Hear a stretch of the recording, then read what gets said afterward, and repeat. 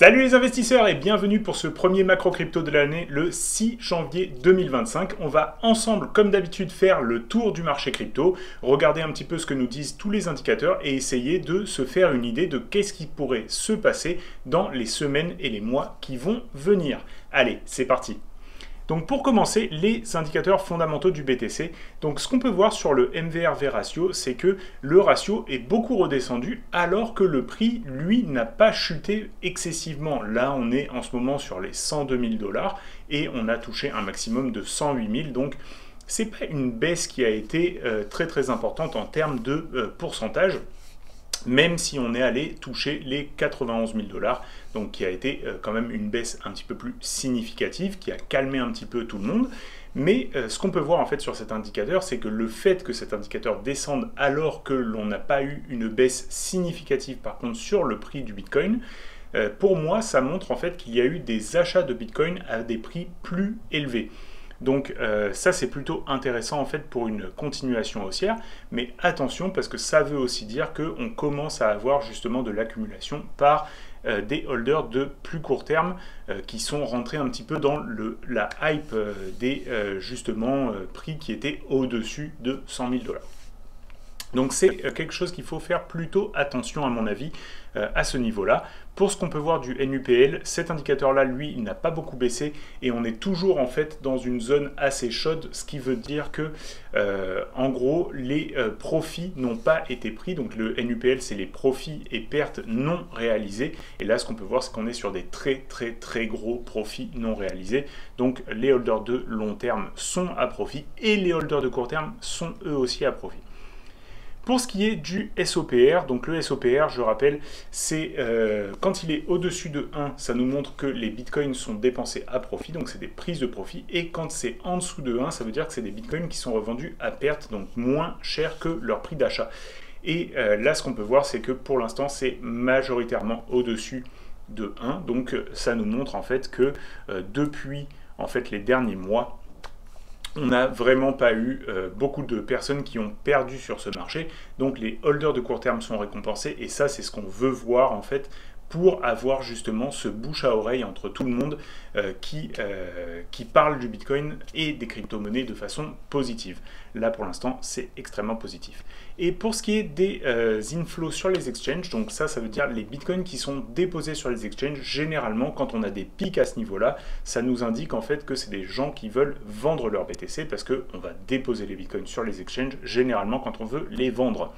Là, ce qu'on peut voir, c'est qu'on a eu un pic qui a été quand même assez significatif, à peu près autour du 25 novembre.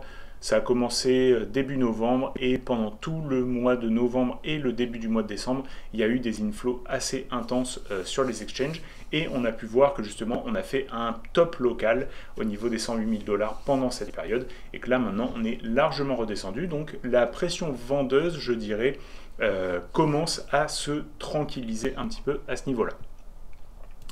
Si on regarde le prix moyen d'achat des holders de court terme, il est au niveau des 87 000 $, donc ça c'était ce matin, en fait hier soir. Donc là il a peut-être un petit peu évolué, mais il ne doit pas y avoir une énorme différence. Pour l'instant, ce qui est plutôt positif, c'est qu'on est remonté au-dessus des 100 000 $ et que le prix moyen d'achat est à 87 000. Donc, pour l'instant, même les holders de court terme sont plutôt en sécurité avec leur prix moyen d'achat et on peut voir qu'ils continuent à accumuler, même si l'accumulation est de plus en plus lente, puisque on voit qu'il commence à y avoir un plateau. Et ce plateau, il vient aussi avec une stagnation du prix, comme là, on a commencé à rentrer dans un range. Et donc c'est plutôt normal en fait de voir un plateau à ce niveau-là parce que, étant donné que le prix n'a pas évolué, la moyenne d'achat, elle aussi, n'a pas évolué. Mais on peut considérer que pour l'instant, les holders de court terme se sentent plutôt en sécurité avec leurs achats et donc restent plutôt enthousiastes sur le Bitcoin.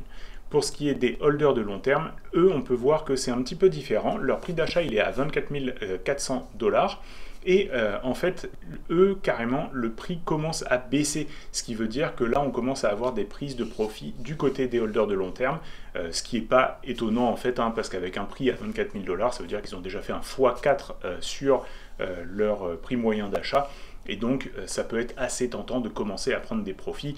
Comme j'en avais parlé déjà plusieurs fois, on n'est plus du tout sur un moment pour investir, mais plutôt sur un moment soit pour trader pour les personnes qui arriveraient un petit peu tard sur ce marché, sans avoir forcément des espoirs de holder pendant très très longtemps, ou alors pour avoir justement des zones de prise de profit pour les personnes qui ont holdé depuis plus longtemps. Pour ce qui est des réseaux sociaux, ce qui est assez intéressant de voir, c'est qu'en fait, au niveau du volume de tweets, on est vraiment en train de toucher des niveaux très très bas, après justement cette petite euphorie du passage des 100 000 $. Et maintenant, en fait, plus personne ne parle de crypto-monnaie sur les réseaux sociaux. Donc ça, c'est plutôt intéressant à voir, en fait, ce manque d'engouement sur les réseaux sociaux, alors qu'on est justement dans une période où ça a été plutôt lucratif d'investir sur les crypto-monnaies. Donc je trouve que c'est assez étonnant, et en fait, ça va très bien avec le range qu'on est en train de vivre, où les personnes s'excitent un petit peu plus sur le haut du range, sont un petit peu plus pessimistes sur le bas de range et ne savent pas trop comment se positionner. Pour ce qui est de l'intérêt sur les recherches Google, il n'y a pas eu vraiment de grosse évolution. En fait, on voit toujours que c'est Solana et les mêmes coins qui sont très en vogue. Il y a un petit regain d'intérêt sur Uniswap et Coinbase, donc ça c'est plutôt intéressant aussi à regarder. Et sur l'Ether aussi, on peut voir qu'il commence à y avoir quelques petites choses qui sont en train de se passer, mais globalement pas de grosses recherches Google. On a eu un petit pic en fait au niveau du passage des 100 000 $, et là on peut voir que l'intérêt commence tranquillement à redescendre. Pour ce qui est du Fear and Greed, on est au-dessus des 76, on est redescendu à 65 la semaine dernière, donc on peut voir qu'on a commencé à calmer en fait un petit peu la grid, mais qu'on est toujours sur des niveaux relativement élevés, et donc à mon avis, ça ce que ça nous indique, c'est un petit peu plus de douleur dans le range pour justement calmer ce sentiment. Donc faire spiker le sentiment quand on se rapproche des ATH, et puis ensuite redumper, aller retrouver les 91 000 $ pour rincer un petit peu le sentiment. Et comme on peut le voir avec les volumes de tweets, et ben en fait, plus on va rester dans un range et moins les gens vont être intéressés parce qu'il n'y a simplement pas de mouvement, il n'y a pas d'action. Alors les gens ils préfèrent généralement quand il y a des gros mouvements, soit quand on va fortement à la baisse ou fortement à la hausse, parce que ça fait parler en fait. Soit on a vraiment peur parce qu'on voit justement le prix du Bitcoin redescendre fortement, ou alors on est très excité parce qu'il remonte. Mais là, quand on se fait chier en fait et qu'il n'y a rien qui se passe, et ben ça peut épuiser le sentiment comme ça sans vraiment avoir de gros drawdown sur le prix. Donc c'est un des scénarios qui pourrait se passer, c'est une continuation du range, comme on a pu le voir en fait plusieurs fois depuis le début de ce cycle en 2023. Si on regarde au niveau des ETF, pour l'instant, en fait, on est toujours sur de l'accumulation depuis le début du mois de janvier. On peut voir que le mois de décembre, il y a eu quand même quelques petites prises de profit sur les ETF, quelques petits retraits des ETF, mais c'est pas bien méchant et pour l'instant, ça reste plutôt positif, en fait, l'accumulation de Bitcoin par les ETF. Donc, pas de gros signal à ce niveau-là, mais attention, petit shift de tendance. Avant, c'était que du vert. Là, on peut voir qu'il y a eu des petites prises de profit en fin d'année. Est-ce que c'est juste pour des raisons de taxes, etc. Il y a des personnes qui veulent justement prendre les profits à la fin de l'année pour pouvoir justement faire leurs taxes pour 2024. C'est une des possibilités. On va regarder ce qui va se passer en fait pendant le début du mois de janvier 2025 pour voir si on repart sur des accumulations. Pour ce qui est de l'Ether, lui, ça a été plutôt des grosses accumulations aussi, mais on peut voir qu'il y a eu quand même, là, le tout début du mois de janvier, une grosse vente d'Ether, et aussi sur la fin du mois de décembre, une vente assez significative, mais on reste quand même dans une très forte accumulation.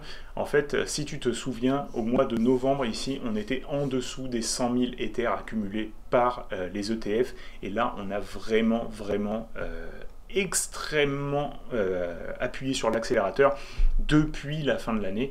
Donc je pense que là, il y a des personnes avec des gros capitaux qui sont en train d'investir sur l'Ether massivement, alors que le prix, lui, n'a pas encore surperformé le Bitcoin. Donc il y a quelque chose d'étrange qui se passe. À mon avis, il faut garder l'Ether à l'œil en ce moment.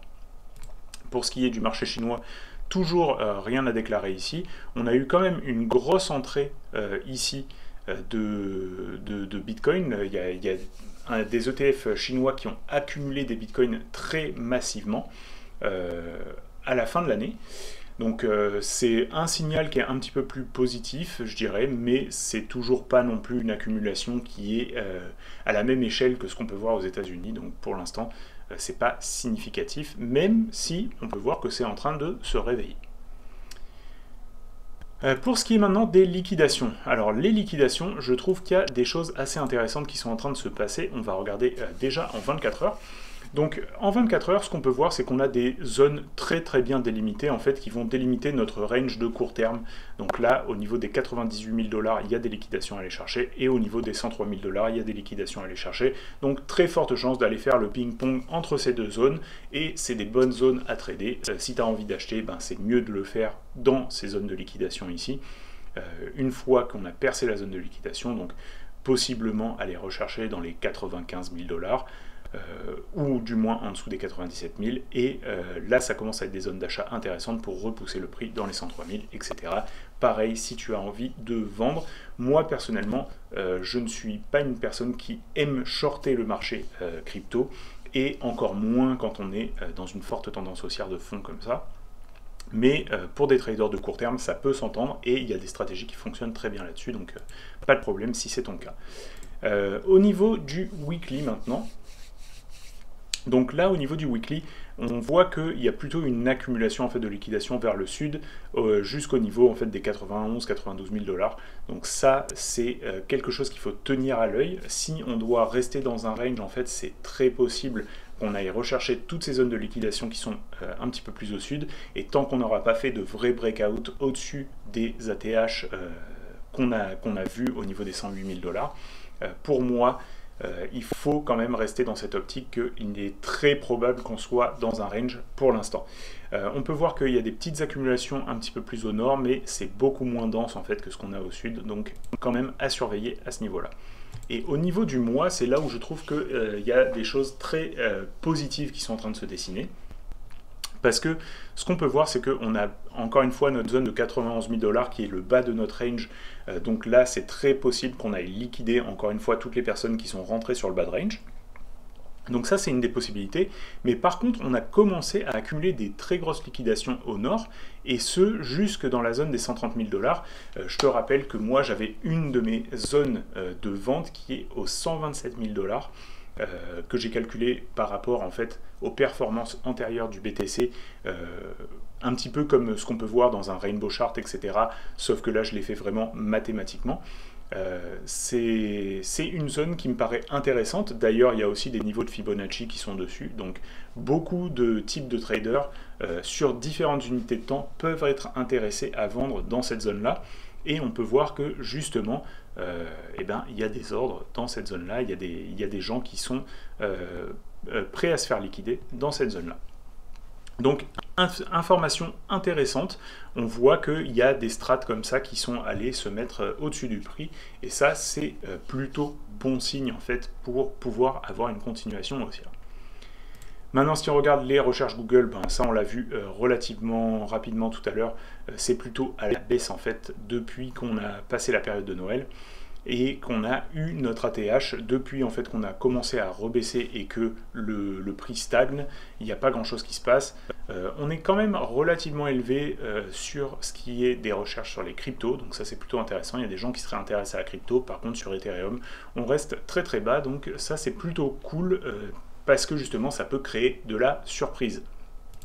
Et maintenant pour les graphiques, donc la Bitcoin dominance, comme j'en avais parlé en fait quand on a re-atteint cette zone, on a eu un rebond de la Bitcoin dominance, et moi je me posais la question en fait de savoir quel était le scénario qui allait se mettre en place. Est-ce qu'on allait faire un retest et stagner dans cette zone qui était mon scénario principal, ou alors casser cette zone et continuer sur une dominance du BTC qui écrase toutes les autres cryptos. C'était un autre des scénarios qui était envisageable, et pour l'instant c'est plutôt le scénario principal que j'avais envisagé qui est en train de se mettre en place.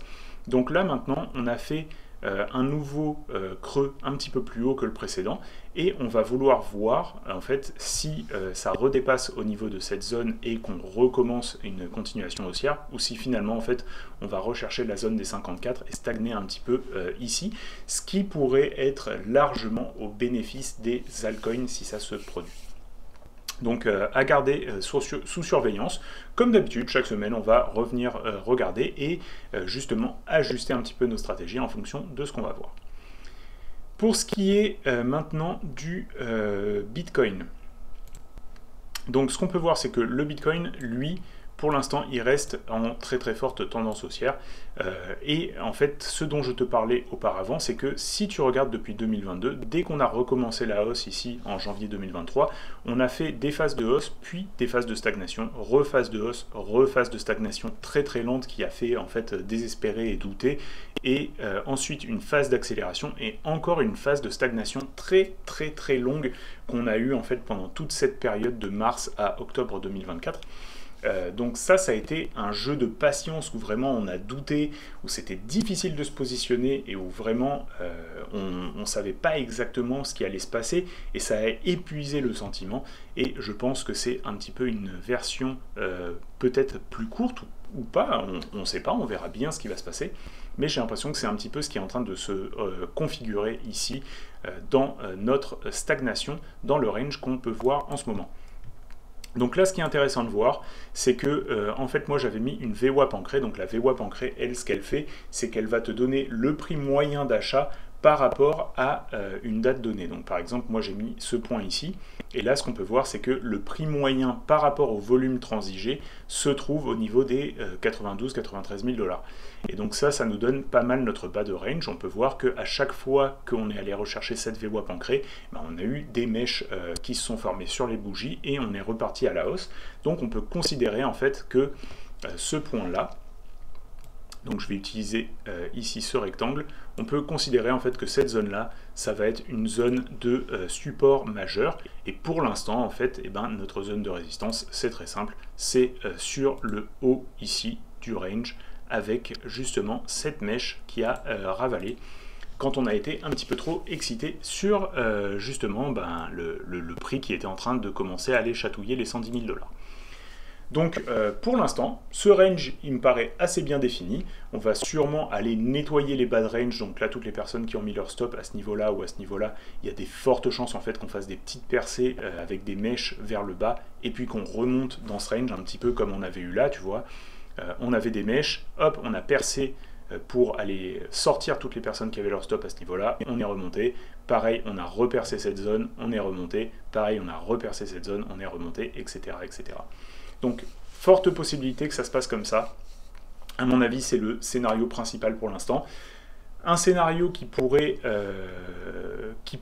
aussi prendre un petit peu de cours, c'est pour toutes les personnes qui attendent un retracement un petit peu plus profond, et ben en fait le fait que ça reparte tout de suite et qu'on se retrouve privé en fait d'un retracement plus profond.